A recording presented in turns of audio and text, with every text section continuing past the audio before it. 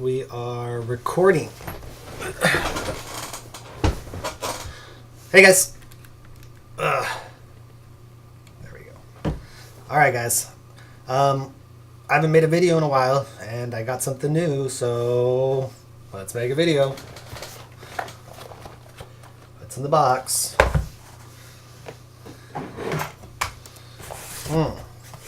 Shameless way to get views? Maybe.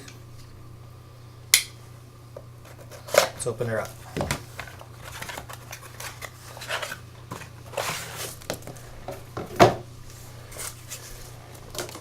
And we got the brand new Galaxy S9. Unboxing experience, initial impressions. Let's take a look.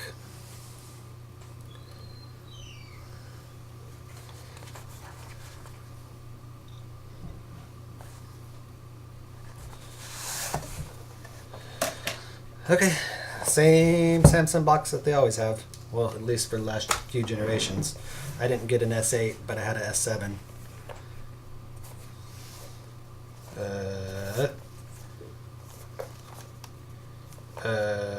Oh, there we go. Gotta get my knife back out. This is different. Cut that little tag right there. And, ooh. Fancy. Put my knife away. And we got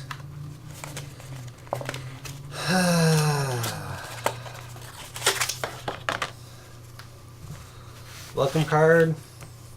That. Terms and conditions. Warranty card. Beautiful. Comes with the very nice SIM card plucker there. And here we are. In all its glory. I got the blue one. This is the regular size S9 because I like the form factor on that more. Where's my regular phone? Size difference on my regular phone. It's a little bit taller, but thinner. It feels okay in the hand. Side button, volume button. I like the thing on the back.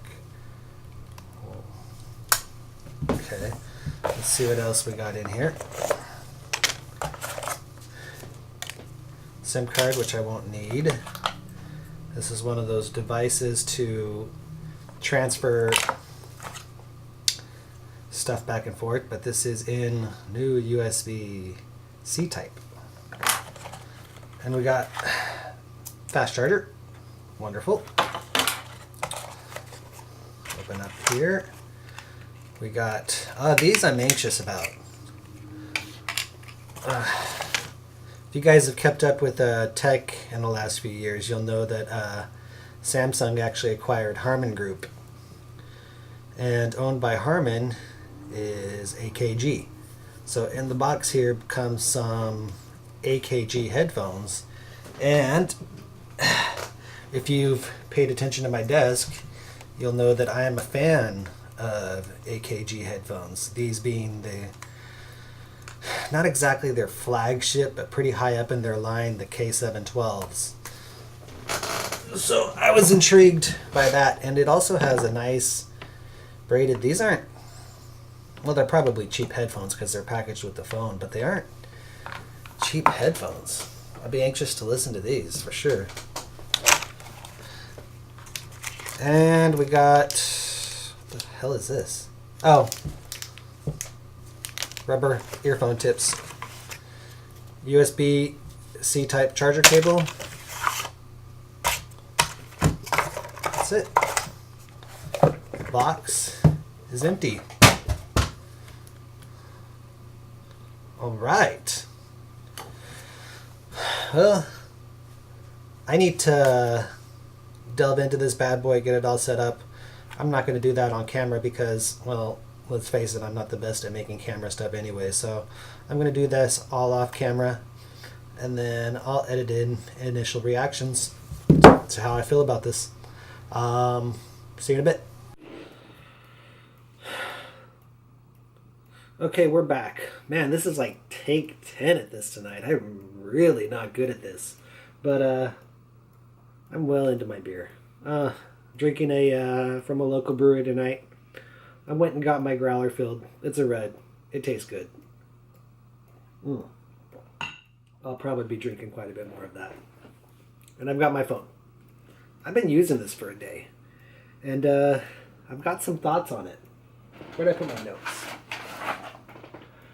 I've got some notes right here to try to keep me on task, and we're going to talk about what I think about this phone. First note I got is the switch. Honestly, switching to this was really easy.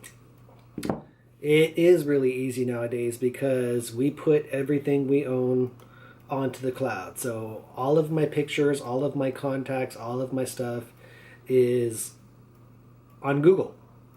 So all I have to do is sign into a few things. Everything auto updates, everything, all of my apps. Google knows what apps I had. It asks me what apps I want to populate on this phone. I select those apps. Excuse me. I think I need another drink. They auto download. My pictures automatically populate on here because they're on the cloud. It goes to my cloud site, and that's cool. My contacts, they're there. Everything's easy. It's painless. But that's the way it should be. If you have an Apple phone, really, there's no... I hate saying this, but there's really no reason to switch to Android because you have an Apple phone. You've been locked in. And with phones nowadays, the differences are so... My wife has Apple, and she likes her Apple. And we tried to get her a Galaxy S7 a little while back because there was a buy one, get one free promotion. So we got her the S7. She didn't last with the S7. I ended up actually having to buy a Apple phone off of eBay for her because she didn't like the Android. And that's just the way it is. We get locked into our ecosystems, and we're established in our ecosystems. So yeah, the switch was painless. One hitch that I did hit was in the launcher. I had the Nexus 5 a while back, and when I had the Nexus 5, I got locked into the Google experience. I like the stock Android. And Samsung skins their stuff pretty heavily. So when I got the S7, it was easy because on the Google App Store, or it's not the App Store, I guess it's the Google Play Store, you can get the Google Now launcher. And the Google Now launcher keeps things pretty stock with Google. And then you can download the Google Messenger app and download all that other stuff and just set it to default, and that's easy. With this, when I went to download the Google Now launcher, it's not actually compatible with this phone. And so that was an issue for all of 20 minutes. And then I did some research and found out that someone took the Google Pixel 2 launcher and modified its file a little bit and made it downloadable for Android phones, including Samsung Galaxy S9. So I was able to download that Pixel 2 launcher. I hope it's not virus filled, but it came from pretty reputable whatever. And we're good.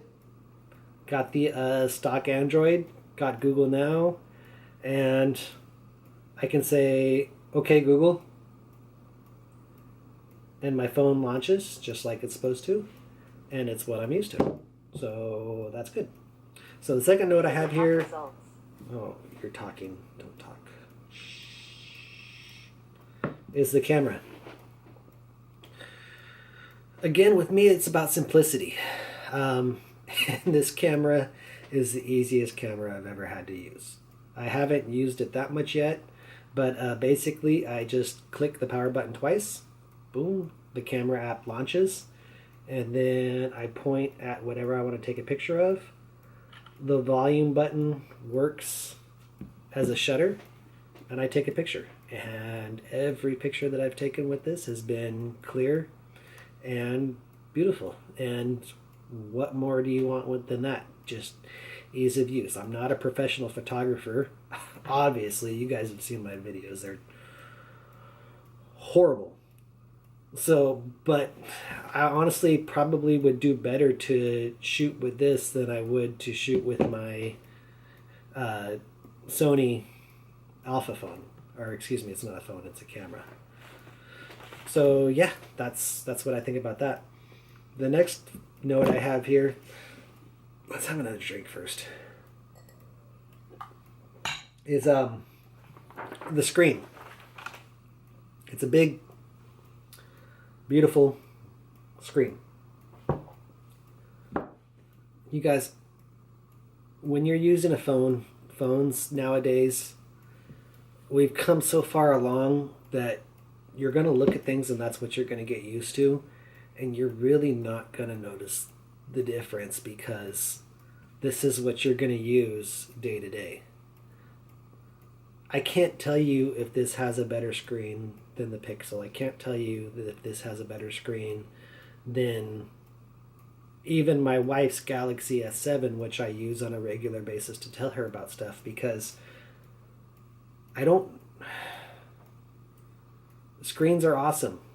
Basically, this is a bigger screen than my wife's phone, but they both are beautiful. They both, you're if you're anything like me, you're just not going to notice a difference. This is a big, beautiful screen. The colors are good, and I'm happy with it. It's not something that I really stress about.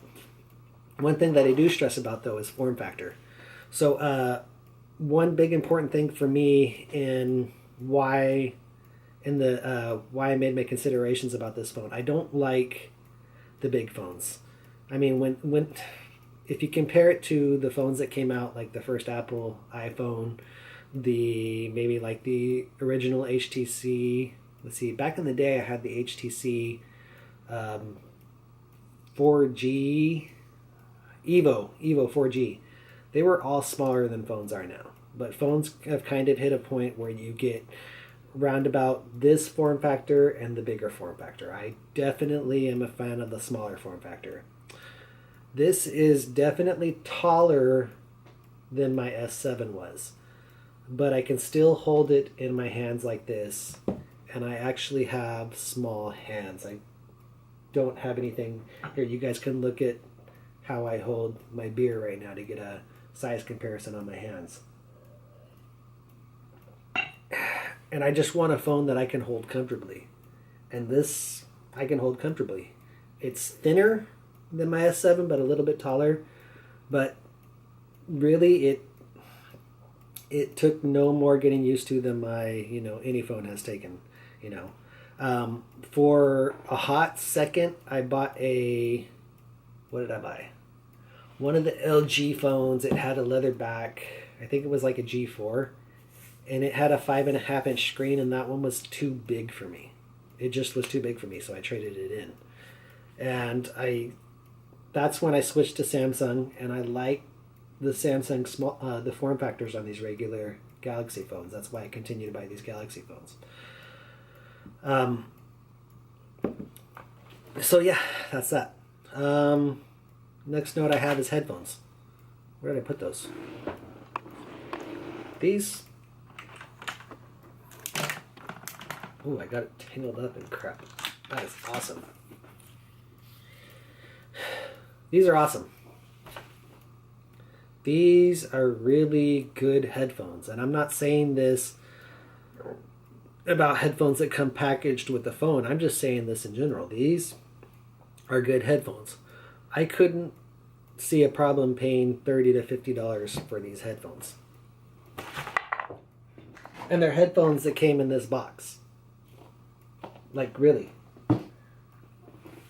What more can you ask for? I compared them directly to my AKG K712s, which cost, if you get them on Amazon, they're probably $350 right now. And these blow them out of the water. But they're $350. that I was able to even compare them to those is a just states how good these are. Um, their sound signature is similar. I guess these aren't actually from. I did some research. They aren't actually AKG headphones. They're probably made by Samsung, and they're just voiced by AKG. And AKG knows what they're doing. The bass on them is, as compared to these, keep in mind I'm comparing them to these $350 headphones played on a $100 headphone amp with a $100 DAC on expensive computer stuff, and these played on this phone. Their bass isn't as clear. Their imaging isn't as fine-tuned. Their soundstage isn't as big, but they can image, and they have bass, and they have a soundstage, and they're headphones that are packed in the box for this phone. I mean, what more can you ask for? They're awesome. They're the best headphones that I've ever had packaged in a phone box. Plain and simple. That's what it is. So yeah. So conclusion: why I bought the Samsung phone. To be honest with you guys, I'm approaching middle age. I'm 37 years old, and when I make decisions nowadays, I just kind of want things to be easy. I kind of want to do what I know, and this was honestly a real easy transition. It's and that's what it really boils down to, is doing something easy, something convenient, something that's going to be easy for me. And that's the way I make quite a few of my decisions nowadays. I'm not young. I'm not looking to jump from this thing onto that, find the newest, hottest thing. I want something that's going to be powerful, something that's going to be good, but something that's going to be comfortable. I appreciate comfortable. And the Galaxy S9, for me, was comfortable. It's kind of sad, isn't it? Well, thanks for watching. And I'll see you guys later.